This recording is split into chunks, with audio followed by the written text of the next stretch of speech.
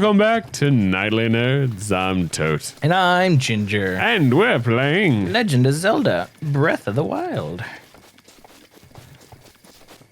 Legend of Zelda. Legend of Zardo. And Lonk.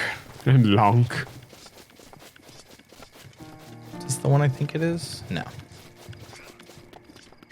Oh no, this is definitely the one I think it is. Shit. Lonk's Awakening. So those are whiz robes. Oh, I just thought of an awesome parody. Sorry. Those are whiz robes. They should totally like do a parody. Someone needs to do it out there. You're listening to me, internet? I mean, we still have our amazing parody we need to do. Yeah, do a Link's Awakening and just have him get all woke.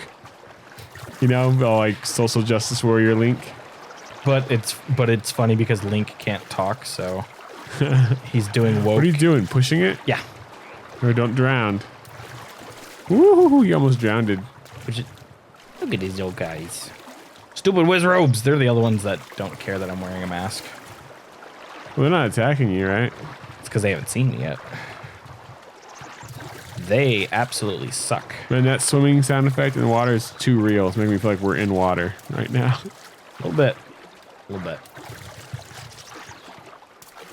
Don't drown. I think I can open it now. Yep, there it is. What'd you get? You got some purple rupees. Oh, and this is the one thing that'll blow your mind about this game. There is no rupee cap. Thank God. Because that was one of the most annoying things about certain Zelda games. Oh yeah, because on my save file I have 10,000 rupees right now. Sheesh. I'm using it just to buy armor, but he's like, there's a floating axe. Did you see that?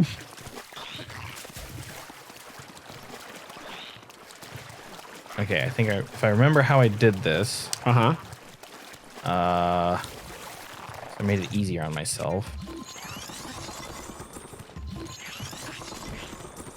Ah, I see. Ah. There we go. This. Oh, come on.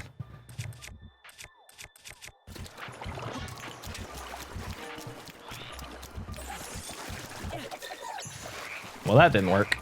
Ah, shit. Did it insta drop you? Well, water conducts electricity. Yeah. Well, it should have saved as soon as I picked up something from like a chest or whatever. you did open that chest with the gold, the purple rupees. Yeah, it should have. Not to mention it's normal mode, which saves a lot. Yeah, we're good. I don't think I got the rupees, but I think you did, but well, I mean, oh, I did. There we go. 100. Got 100 rupees. damn purple ropes. So I want to talk about this Ghostbusters thing. That Ghostbuster dang. Damn Ghostbusters. So, as of recording this, the Ghostbusters trailer just dropped about 3 days ago. Mm-hmm.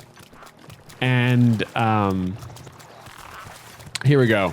There are reasons to be like optimistic about this movie. Reason number one is Ivan Reitman's son Jason is doing the movie. So, you know, he wants to fix it, and hopefully he's able to fix it, and you know, it's a good movie, right? Reason number two is the trailer was everything I wanted when they announced they were going to do it. When they announced the first time they were going to do another Ghostbusters, and they did 2016 before a trailer came out for it or anything. It's kind of what I wanted, was what this trailer is, you know? And the trailer was fantastic. But this being Sony and their track record with, you know, alienating fans and whatnot, Shit. What's wrong? Yeah, I got electrified, so I dropped the weapon I was using. Oh.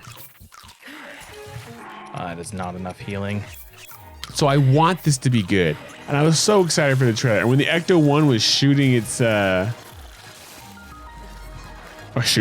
when the Ecto-1's going through that cornfield and you hear the Ecto-1 siren, I was getting super nostalgic. I was so excited.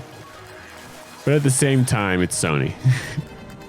That's like the main reason not to be optimistic. And I feel like if the last movie hadn't come out, if there was no Ghostbusters 2016, I'd be super hyped right now for this movie. Oh, shit. Oh, it's raining. It's not just raining. It's lightning in the rain. Well, it's the one positive thing about Lightning in the shrines thunder. is the shrines can't get wet because there's always an overhang. Just like my girlfriend. Not to mention, I think it's because there's also a ladder instead of a slick surface. So it's easier to climb. And there's always a foothold and a handhold. Gotcha.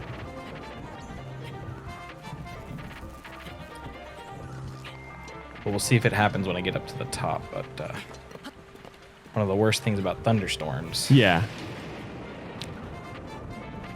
I mean, are you a Ghostbusters fan? Have you seen Ghostbusters? Yeah, 1 and 2. I'm just making sure, because sometimes I ask you this, and it's a no. So are you a fan of the Ghostbusters movies? Oh, yeah. Of course, right? Because the first one was amazing. I can't quote them for shit because I watched them as a kid. I watched them a ton. I can quote them all day long.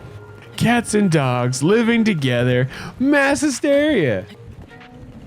Is this true? Yes, sir. This man has no dick. Yeah, that's the one. That one and Ray. When someone asks if you're a god, you say yes. You say you're a god. Yes. There's so many. Oh, I love the Ghostbusters. And I have to say, Ernie Hudson is a really big definition of black don't crack. Oh my gosh. Yeah, there's a lot of that. I was just thinking about this the other day. Because there was a kid, I was driving by and there was a kid walking home from like a middle school or something. Yeah.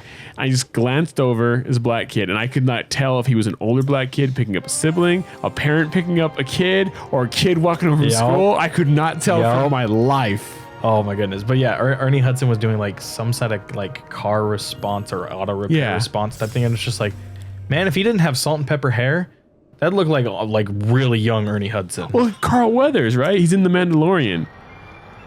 Right? And I was watching Creed the other day, and Sylvester Stallone, and he's like 73 years old, and he looks every bit of it. I mean, they try to make him look older because he's playing an old Rocky. Yeah. But he is old as hell. And I'm like, wait, how old's Carl Weathers, right? And I look at him, he's like 70 years old. And yeah, he looks old, but he doesn't look 70. He looks like he's about 50. Yeah. I think part of that is too, though. Like, I remember when I was a kid and someone was 50 years old, they looked like they were about to die.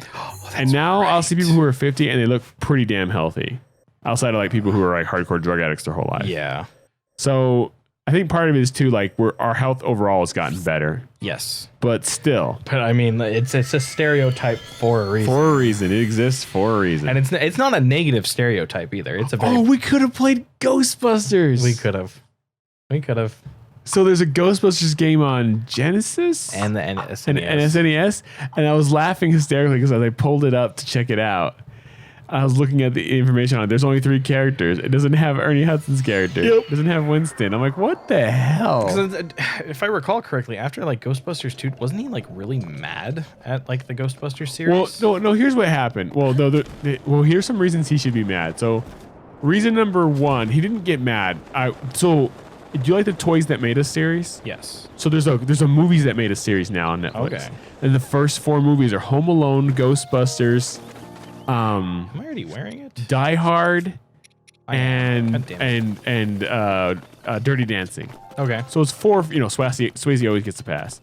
So 4 great movies that are really important, especially to my childhood, because this is like right in my wheelhouse. So I watched it, and they were talking about the making of it, and the nice thing about these is they don't have a lot of the, like, so far. I don't know if they did it on purpose. They just couldn't get them to do the documentaries on them. Okay. They don't have like the main actor in it. It just has like supporting cast, but also mostly just people who are behind the actual making of the film. So the directors, writers, production crew, and so pre and post as well. Gotcha. And so for Ghostbusters, it had Ernie Hudson because he's considered like a supporting cast. He's not considered the main cast for whatever reason. Really so he's in the doc, and then Harold Ramis is dead. He would have been in it though because Dan Aykroyd is in it because he was a writer. So Harold Ramis, if he was alive, would also have been in the doc because he's a writer. But there's no Bill Murray. Of course, it could have been they just couldn't get Bill Murray because Bill Murray's Bill Murray. But anyways, they were talking about it, and I guess when Ernie Hudson got the script, Winston was a huge part of the story. In fact, everything went through him. He was the new guy coming into this thing. But the original script trying to prove himself and whatnot. The original script was much different than the movie that came out. Yeah. It was in the future. It's set in space. Oh. And there were aliens. And when Ivan Reitman got a hold of the script, he's like, this is not going to work. Because Dan Aykroyd wrote it, and Dan Aykroyd's crazy. Yeah. So he got Dan Aykroyd and Harold Ramis, who he called in to help him rewrite the movie, and they rewrote it, and it became what it is today. Because the thing is, when people see, this is the problem with Ghostbusters 2016.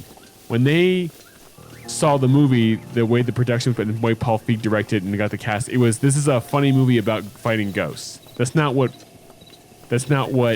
a hilarious comedy about fighting ghosts. That's not what Ghostbusters is. Ghostbusters is a movie about 3 schlubs in New York City starting a business together. It just happens to be about fighting ghosts. Dang it. Yeah, like no stamina instantly. Yeah. So Just trying to take advantage of the... it's about starting a business, right? And these schlubs have dry, sarcastic humor. That's what makes the movie work. There's no like pratfalls and there's no McCarthy's. There's no the spirit of Penny compels you slap in the face crap.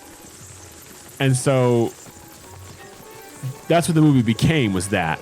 So Ernie Hudson's character originally the idea was that there already were Ghostbusters and he's the new guy. And so the movie became these 3 friends start a business, and at a certain point they hired this other guy. So the time he got on the set, his part got super small and very much changed. And at first he was upset, but then after talking with Harold Ramis and other people, he realized, like, we're not trying to do this to you. This movie is an evolving, changing thing. It's a living movie.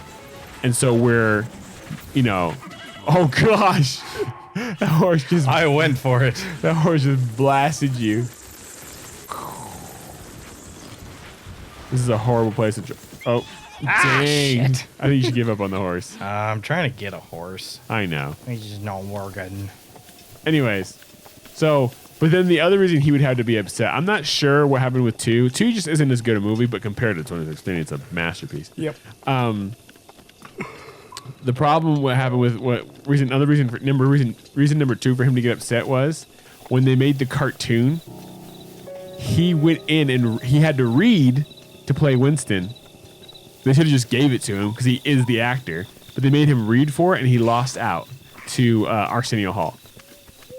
So he doesn't even voice his own character. That would piss me off. Yeah, that'd too. make me mad. Now, technically, it has nothing to do with the Ghostbusters people as much as it has to do with whoever animation studio that did it was, Why would you not? But I can't believe they made him read for it. Especially if the original actor is willing to do the part. Yeah, like they couldn't get Bill Murray, so they got the guy that did Garfield. Yeah. This was funny because now Bill Murray does Garfield and all those crappy movies. And wasn't he the original voice of the Garfield cartoon? I don't think he was. I think it was the guy that did Garfield. He might have been, but I don't think he was. I could look it up. But I'm not going to do it. Hey, Mr. Fox. I'm just going to assume he was not. You're not dead. I just poked you in the butt. Was there another Ghostbusters cartoon? I believe it's like a weird one? The real Ghostbusters. Yeah, like that weird one. Like it was also based on the TV show that was also. Oh, here, they did a cartoon for it as well, didn't they? I want your shield. Oh, because your shield's about to be broken. That's hilarious. Just boot it. Okay, see you later. Bye. Bye.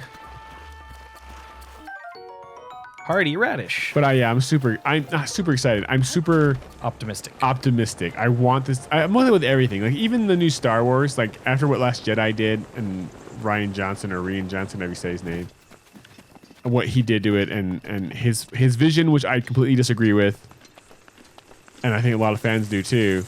I'm not excited at all for the new Star Wars to come out. I'm not really either. I'm not going to go see it in theaters unless all I hear is phenomenal news from people I trust. Yeah. But I've no desire to go to theaters and see it. The one thing But I am watching The Mandalorian and it's awesome. The one thing that's really bugging me lately about rewatching all the Star Wars movies, the new ones, is 2 major things. 1, Disney does not know how lightsabers work. Okay. Because we've seen we talked about the lightsaber thing and it would sever things clean off, like if freaking what's his face? I don't even remember. Finn got slashed up the back with freaking Kylo Ren's lightsaber. Well, maybe it just grazed the skin. I've never met someone that got slashed by a lightsaber. Well, I've never met anyone who's been slashed by a right lightsaber personally. I mean, in any of the movies that survived it, aside from Grievous, who was a cyborg. Well, technically Luke did. He got his hand. He got his hand cut off. It's a full through and through. Yeah. But any kind of bodily attack like that usually, you know, was a dead Well, character. technically, just the touch of it, I think they said, like they did like the math on it, would blow you up. But because Like the heat it would create would like destroy your body. Yeah. And then not to mention like the fact that Rey, as a force wielder, quote unquote, As a Mary Sue. not so much a Mary Sue, but like Well, she is, but she's learning and doing all these different like force abilities. Like I have a theory of how she's doing this. she's a clone of Luke, and she's just made female. She's a clone of Leia. My theory is actually based off of the Knights of the Old Republic 2.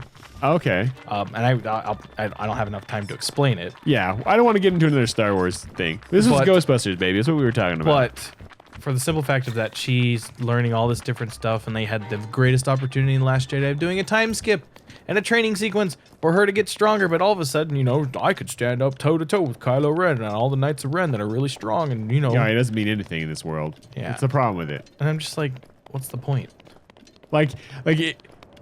There were people who were like, how could she fight Kylo Ren in the first movie? And my answer to that always was, well, he was injured. He was wounded, like severely. So that's how she was able to fight him. It wasn't that that she was all suddenly as good as him. Is that he was freaking wounded. Yeah. He'd been shot by a freaking by the bow caster. Yeah, he did get shot by the bow. Yes, that's why he couldn't fight her. So he was using the Force to keep himself standing. Yeah. Let alone fight her. Okay. So then you could justify it in your mind, you know, if you thought about it. But then they did the second movie.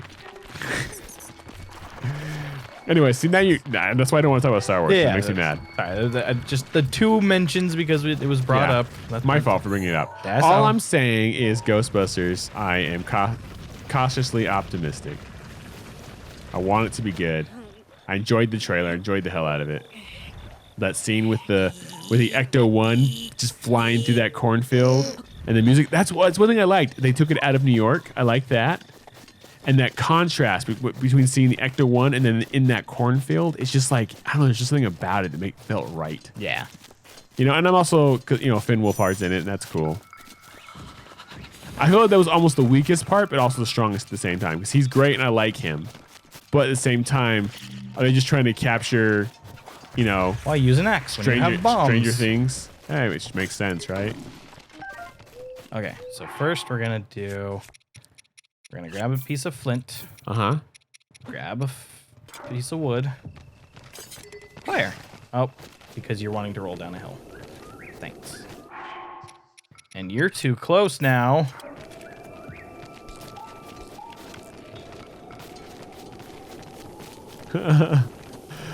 What are you trying to do? Oh, make the updraft? No, I'm just trying to light a fire. Because here's the other cheat to beating cold is holding a lit torch. That's not lit. God damn it. Oh, dude, help us. Save us. We need fire. We need you to spit hot fire. Oh, whoa. What was that? I didn't want to talk to you. So if you get the boomerangs, you can throw them and you can catch them. But that's going to end this episode. Of Nightly Nerds. As always, I'm Tote. And I'm Ginger. And we'll catch you guys next time. Bye-bye. Hey, did you like that video? Well, if you did, click the box on the right for another. Click the box on the left for a playlist. Of course, you could always just subscribe by clicking the link in the middle. Come find us on social media. There are links in the description below. Don't be afraid to leave us a comment. Thanks for watching. I'm Tote. I'm Ginger. See you then. Bye.